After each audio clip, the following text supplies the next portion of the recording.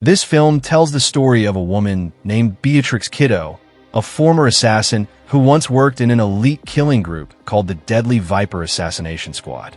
She had a special relationship with the group's leader, Bill, who was also the father of her child. One day, when Beatrix was about to marry an ordinary man named Tommy, the assassin group came and massacred everyone in the chapel where the wedding was to be held. Beatrix herself was shot in the head by Bill and fell into a coma for 4 years. Bill, it's your baby. After waking from the coma, she decided to take revenge on every member of the group, one by one, with Bill being the last. Sometime later, Beatrix is seen driving a car while narrating that she had just woken up from a 4-year coma and now wants revenge for everything that happened. She wants to kill Bill, but to reach him, she has to kill many others first. The story flashes back to the past, where Beatrix and Bill visit a chapel in El Paso, Texas. There, Beatrix is preparing to marry Tommy. Reverend Harmony and his wife, Jeannie Epper, are the elderly couple helping with the wedding preparations. But since the bride ain't got nobody coming... Well, I don't have anybody, except for Tommy and my friends. As the atmosphere inside the chapel becomes awkward, Beatrix steps outside to get some fresh air. Outside, she meets Bill, who is playing a bamboo flute. Bill seems friendly with her and expresses curiosity about Tommy. Why are you here? Last look. See, you got a bun in the oven. I'm knocked up. What does your young man do for a living? I happen to be more or less particular who my gal marries. He owns a used record store here in El Paso. I work in the record store. It's gonna be a great environment for my little girl to grow up in. Well, my old friend, to each his own. As opposed to jetting around the world, killing human beings, I am looking forward to meeting your young man. Beatrix introduces Bill to her fiancé by saying that Bill is her father. Although Bill refuses to take part in the ceremony as a stand-in father, he still wants to attend as a guest.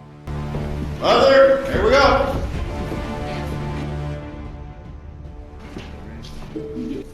Bill, do I look pretty? Oh, yeah. As the ceremony is about to begin, 4 armed assassins dressed in black suddenly enter the chapel and shoot everyone. Everyone dies, except for Beatrix and Bill. This incident becomes known as the massacre at Two Pines Wedding Chapel.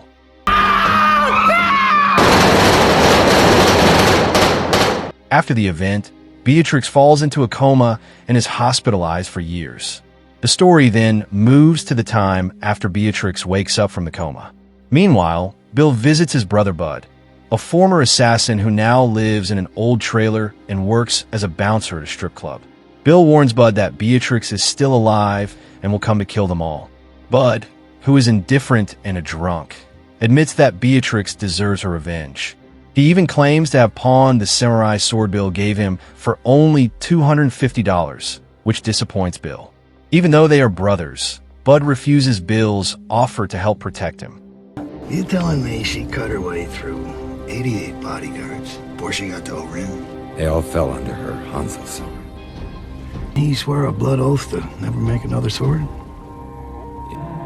That woman deserves her revenge. That's guilt, and I don't chew out of paying my comeuppance. You hawked a Hattori Hansel sword. We deserve to die. So does she.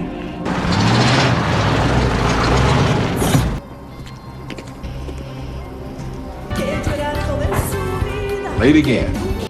At the club where Bud works, he arrives late and is scolded by his cocaine-addicted boss, Larry Gomez. Larry berates him and suspends his work schedule. I want you to go home till I call you. Till I call you.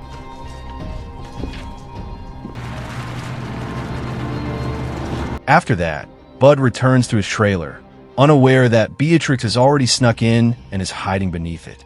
When Beatrix tries to enter, Bud shoots her in the chest with a rock salt-loaded shotgun, then injects her with tranquilizers.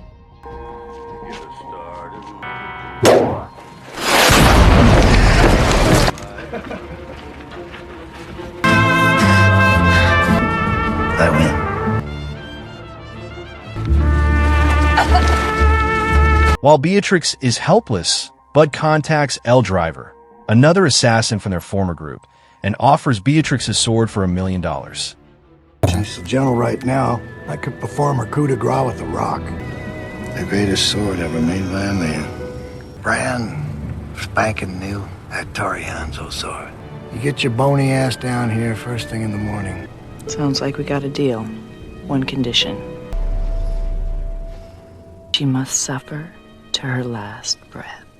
Elle agrees to the offer and asks Bud to torture Beatrix to death. Bud then digs a large hole in the ground with his friend to bury Beatrix alive. He offers her two choices. If she remains silent, she'll be given a flashlight. If not, her eyes will be sprayed and she'll be buried in darkness. Beatrix chooses the flashlight, and she is placed in a wooden coffin and buried. This is for breaking my brother's heart.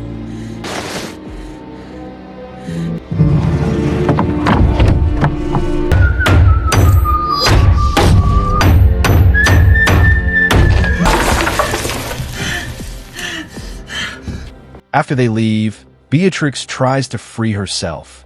She manages to retrieve a hidden razor from her shoe, unties her bindings, and begins punching the inside of the coffin. Using strength gained from past training, she escapes the grave and emerges from the ground.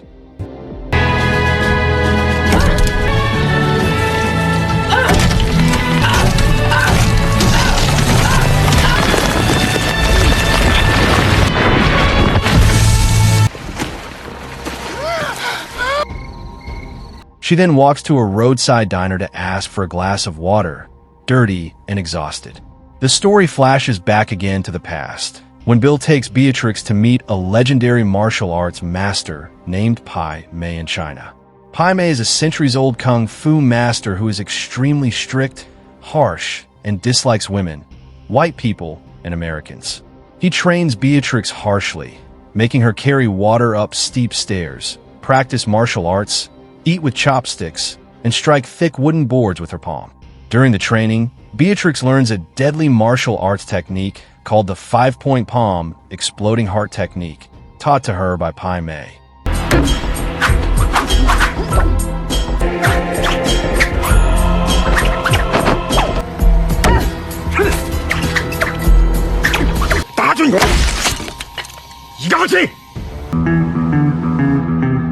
Back in the present, Elle Driver arrives at Bud's trailer to collect the promised sword. She brings a suitcase full of money and gives it to Bud. While Bud laughs joyfully at the money, a black mamba snake suddenly bites his face, causing a painful death.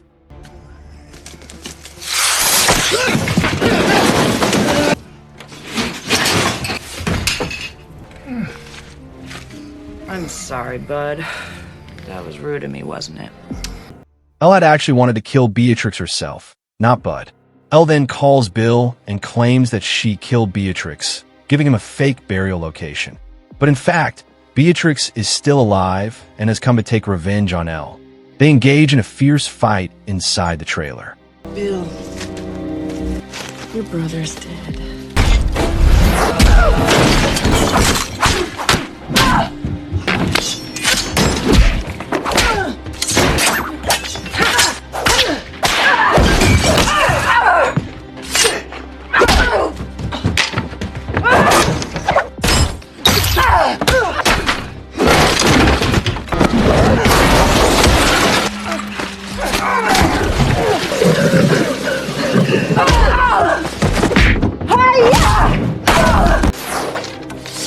To my brother Bud, the only man I ever...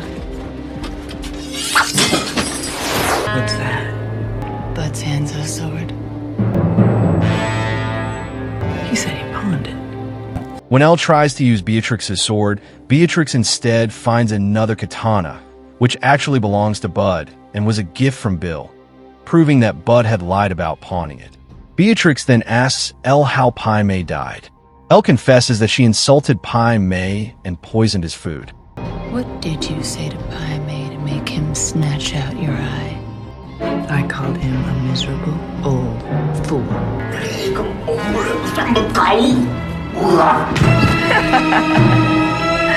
I killed that miserable you too. With your own sword, no less. In the climactic fight, Beatrix pulls out Elle's remaining eye and stomps on it. She leaves Elle blind and in agony inside the trailer with the venomous snake still present.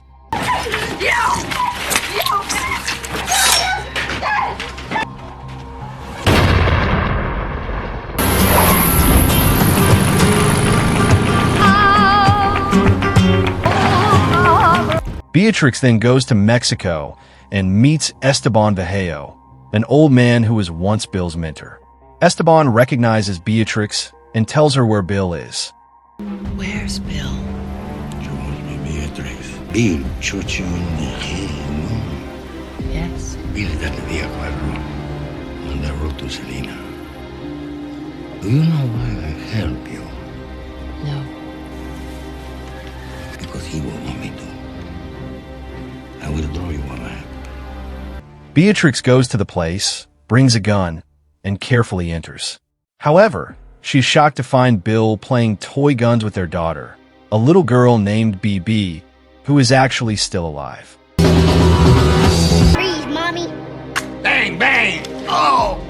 I'm dying. I'm dying. Baby. You're dead, Mommy. So, die. I'm impervious to bullets, Mommy. Bang, bang!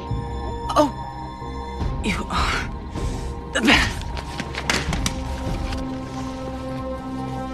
I waited a long time for you to wake up, Mommy. Beatrix joins them for dinner and spends time with her daughter until they fall asleep. I'll leave you ladies too.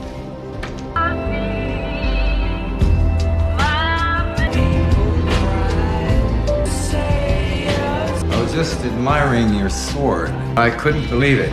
You got him to make his sword. Speaking of which, this Hanzo-san. He's good.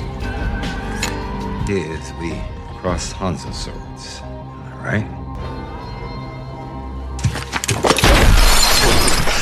Now, if you don't settle down, I'm gonna have to put one in your kneecap. I'm just fucking with you. I have a few unanswered questions. I am truly and utterly incapable of solution. Ah! Gotcha! Later, Bill injects Beatrix with truth serum and begins asking questions. He wants to know if Beatrix enjoys killing, and she admits that she does. Bill also asks why Beatrix hid her pregnancy. In a flashback, Beatrix once carried out an assassination mission in Japan and discovered she was pregnant after almost being killed by another female assassin named Karen Kim. Beatrix begged Karen not to kill her because she was pregnant, and Karen left. Do you remember the last assignment you sent me? On the plane, I threw up. I was pregnant. Just leave it by the door. Karen, I'm pregnant. What is this? Best woman in the world. Right now, the sketch list for my baby is a strip that says I'm pregnant. Bullshit. Please, look at the strip. Okay. Say I were to believe you, what then? Just go home, please. I'll do the same. Congratulations. It's a killer who killed for you. You always have been, and you always will be. I could no longer do any of those things because I was going to be a mother. Back to the present, Bill asks why Beatrix left him, and she explains that she wanted their child to grow up normal and not become a killer like them. They agree to settle everything with a duel, but before it begins, Beatrix uses the 5-point technique taught by Pai Mei to strike Bill, a technique that is highly forbidden and deadly. When you never came back,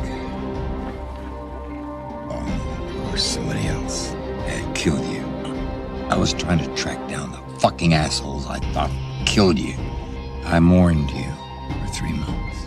Letting somebody think somebody they love is dead when they're not is quite cruel. So I find you. Not only are you not dead, Well, you're getting married to some fucking jerk.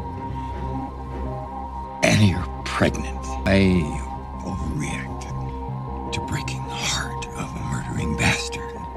you and I have unfinished business.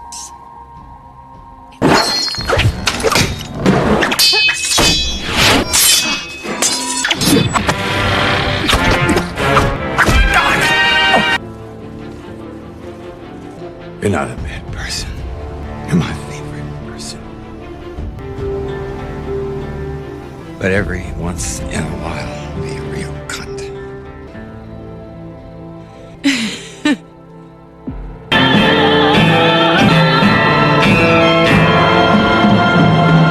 Bill says his final words before taking 5 steps and finally dies from the technique.